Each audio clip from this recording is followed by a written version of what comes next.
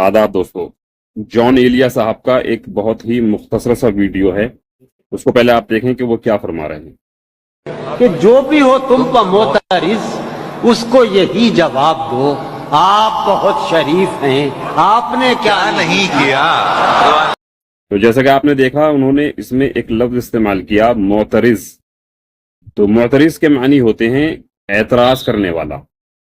आपकी जिंदगी में भी बहुत से ऐसे लोग होंगे जो आप पर एतराज करते होंगे, तो वो आप पर मुअतरिज हैं।